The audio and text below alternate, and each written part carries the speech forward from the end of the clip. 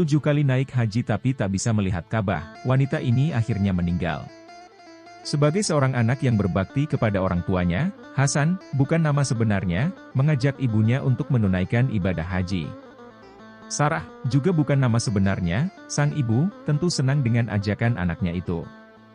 Sebagai muslim yang mampu secara materi, mereka memang berkewajiban menunaikan ibadah haji. Segala perlengkapan sudah disiapkan. Singkatnya ibu anak-anak ini akhirnya berangkat ke Tanah Suci. Kondisi keduanya sehat walafiat, tak kurang satu apapun. Tiba harinya mereka melakukan tawaf dengan hati dan niat ikhlas menyeru panggilan Allah dan untuk menunaikan ibadah haji, labbaik, Allahumma labbaik, aku datang memenuhi seruan MU ya Allah. Hasan menggandeng ibunya dan berbisik, Ummi unzuri ila Ka'bah, Bu, lihatlah Ka'bah. Hasan menunjuk kepada bangunan 4 persegi berwarna hitam itu. Ibunya yang berjalan di sisi anaknya tak beraksi, ia terdiam. Perempuan itu sama sekali tidak melihat apa yang ditunjukkan oleh anaknya. Hasan kembali membisiki ibunya.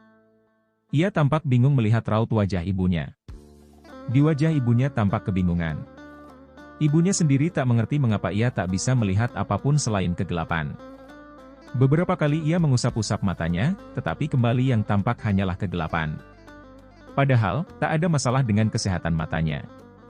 Beberapa menit yang lalu ia masih melihat segalanya dengan jelas, tapi mengapa memasuki Masjidil Haram segalanya menjadi gelap gulita. 7 kali haji anak yang soleh itu bersimpuh di hadapan Allah. Ia sholat memohon ampunannya. Hati Hasan begitu sedih. Siapapun yang datang ke Baitullah, mengharap rahmatnya. Terasa hampa menjadi tamu Allah, tanpa menyaksikan segala kebesarannya. Tanpa merasakan kuasanya dan juga rahmatnya. Hasan tidak berkecil hati, mungkin dengan ibadah dan taubatnya yang sungguh-sungguh, ibundanya akan dapat merasakan anugerahnya, dengan menatap Ka'bah, kelak. Anak yang soleh itu berniat akan kembali membawa ibunya berhaji tahun depan. Ternyata nasib baik belum berpihak kepadanya. Tahun berikutnya kejadian serupa terulang lagi. Ibunya kembali dibutakan di dekat Ka'bah, sehingga tak dapat menyaksikan bangunan yang merupakan simbol persatuan umat Islam itu. Wanita itu tidak bisa melihat Ka'bah. Hasan tidak patah arang. Ia kembali membawa ibunya ke Tanah Suci di tahun berikutnya untuk melaksanakan ibadah haji lagi. Anehnya, ibunya tetap saja tak dapat melihat Ka'bah. Setiap berada di Masjidil Haram, yang tampak di matanya hanyalah gelap dan gelap. Begitulah keganjilan yang terjadi pada diri Sarah. Hingga kejadian itu berulang sampai 7 kali menunaikan ibadah haji. Hasan tak habis pikir, ia tak mengerti, apa yang menyebabkan ibunya menjadi buta di depan Ka'bah. Padahal, setiap berada jauh dari Ka'bah, penglihatannya selalu normal. Ia bertanya-tanya, apakah ibunya punya kesalahan sehingga mendapat azab dari Allah Subhanahu wa Ta'ala? Apa yang telah diperbuat ibunya, sehingga mendapat musibah seperti itu? Segala pertanyaan berkecamuk dalam dirinya. Akhirnya diputuskannya untuk mencari seorang alim ulama, yang dapat membantu permasalahannya.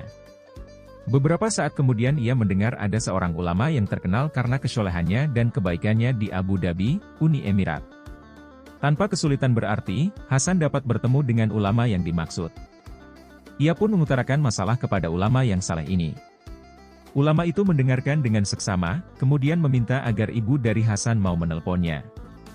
Anak yang berbakti ini pun pulang. Setibanya di tanah kelahirannya, ia meminta ibunya untuk menghubungi ulama di Abu Dhabi tersebut. Beruntung, sang ibu mau memenuhi permintaan anaknya. Ia pun mau menelpon ulama itu, dan menceritakan kembali peristiwa yang dialaminya di Tanah Suci. Ulama itu kemudian meminta Sarah introspeksi, mengingat kembali.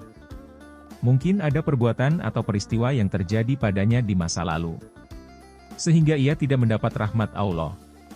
Sarah diminta untuk bersikap terbuka, mengatakan dengan jujur, apa yang telah dilakukannya. Anda harus berterus terang kepada saya, karena masalah Anda bukan masalah sepele, kata ulama itu pada Sarah. Sarah terdiam sejenak. Kemudian ia meminta waktu untuk memikirkannya. 7 hari berlalu, akan tetapi ulama itu tidak mendapat kabar dari Sarah. Pada minggu kedua setelah percakapan pertama mereka, akhirnya Sarah menelpon. Ustadz, waktu masih muda, saya bekerja sebagai perawat di rumah sakit, cerita Sarah akhirnya. Oh, bagus. Pekerjaan perawat adalah pekerjaan mulia, potong ulama itu. Tapi saya mencari uang sebanyak-banyaknya dengan berbagai cara, tidak peduli, apakah cara saya itu halal atau haram, ungkapnya terus terang. Ulama itu terperangah. Ia tidak menyangka wanita itu akan berkata demikian. Di sana, sambung Sarah, saya seringkali menukar bayi, karena tidak semua ibu senang dengan bayi yang telah dilahirkan. Kalau ada yang menginginkan anak laki-laki, padahal bayi yang dilahirkannya perempuan, dengan imbalan uang, saya tukar bayi-bayi itu sesuai dengan keinginan mereka. Ulama tersebut amat terkejut mendengar penjelasan Sarah. Astagfirullah, betapa tega wanita itu menyakiti hati para ibu yang diberi amanah Allah untuk melahirkan anak. Bayangkan, betapa banyak keluarga yang telah dirusaknya, sehingga tidak jelas nasabnya. Apakah Sarah tidak tahu, bahwa dalam Islam menjaga nasab atau keturunan sangat penting? Jika seorang bayi ditukar, tentu nasabnya menjadi tidak jelas. Padahal, nasab ini sangat menentukan dalam perkawinan. Terutama dalam masalah mahram atau muhrim, yaitu orang-orang yang tidak boleh dinikahi. Cuma itu yang saya lakukan, ucap Sarah. Cuma itu? Tanya ulama terperangah. Tahukah Anda bahwa perbuatan Anda itu dosa yang luar biasa? Betapa banyak keluarga yang sudah Anda hancurkan, ucap ulama tersebut dengan nada tinggi. Lalu apalagi yang Anda kerjakan? Tanya ulama itu lagi sedikit kesal. Di rumah sakit, saya juga melakukan tugas memandikan orang mati.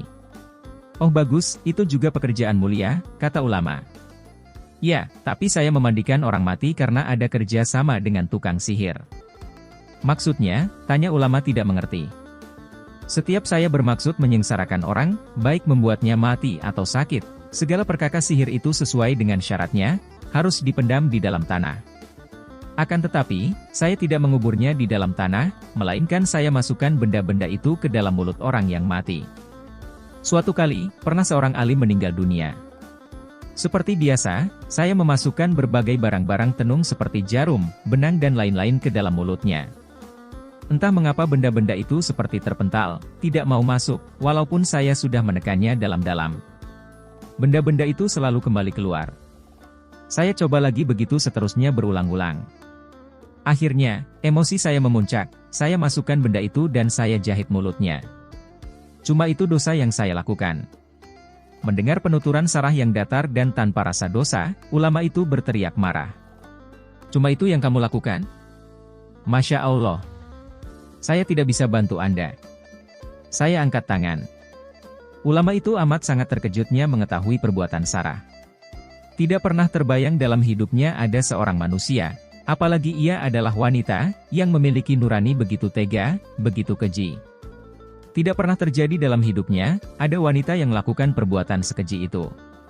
Akhirnya ulama itu berkata, Anda harus memohon ampun kepada Allah, karena hanya Dialah yang bisa mengampuni dosa Anda. Bumi menolaknya. Setelah beberapa lama, sekitar 7 hari kemudian ulama tidak mendengar kabar selanjutnya dari Sarah. Akhirnya ia mencari tahu dengan menghubunginya melalui telepon. Ia berharap Sarah telah bertobat atas segala yang telah diperbuatnya. Ia berharap Allah akan mengampuni dosa Sarah, sehingga rahmat Allah datang kepadanya. Karena tak juga memperoleh kabar, ulama itu menghubungi keluarga Hasan di Mesir. Kebetulan yang menerima telepon adalah Hasan sendiri. Ulama menanyakan kabar Sarah, ternyata kabar duka yang diterima ulama itu. Umi sudah meninggal 2 hari setelah menelpon Ustadz, ujar Hasan. Ulama itu terkejut mendengar kabar tersebut. Bagaimana ibumu meninggal, Hasan? Tanya ulama itu. Hasan akhirnya bercerita, setelah menelpon sang ulama, 2 hari kemudian ibunya jatuh sakit dan meninggal dunia. Yang mengejutkan adalah peristiwa penguburan Sarah. Ketika tanah sudah digali, untuk kemudian dimasukkan jenazah atas izin Allah, tanah itu rapat kembali, tertutup dan mengeras. Para penggali mencari lokasi lain untuk digali. Peristiwa itu terulang kembali. Tanah yang sudah digali kembali menyempit dan tertutup rapat. Peristiwa itu berlangsung begitu cepat, sehingga tidak seorang pun pengantar jenazah yang menyadari bahwa tanah itu kembali rapat. Peristiwa itu terjadi berulang-ulang. Para pengantar yang menyaksikan peristiwa itu merasa ngeri dan merasakan sesuatu yang aneh terjadi. Mereka yakin, kejadian tersebut pastilah berkaitan dengan perbuatan si mayit. Waktu terus berlalu, para penggali kubur putus asa dan kecapaian karena pekerjaan mereka tak juga usai. Siang pun berlalu, petang menjelang, bahkan sampai hampir maghrib, tidak ada satupun lubang yang berhasil digali. Mereka akhirnya pasrah, dan beranjak pulang. Jenazah itu dibiarkan saja tergeletak di hamparan tanah kering kerontang. Sebagai anak yang begitu sayang dan hormat kepada ibunya, Hasan tidak tega meninggalkan jenazah orang tuanya di tempat itu tanpa dikubur. Kalaupun dibawa pulang, rasanya tidak mungkin. Hasan termenung di tanah perkuburan seorang diri. Dengan izin Allah, tiba-tiba berdiri seorang laki-laki yang berpakaian hitam panjang, seperti pakaian khusus orang Mesir. Lelaki itu tidak tampak wajahnya, karena terhalang tutup kepalanya yang menjorok ke depan.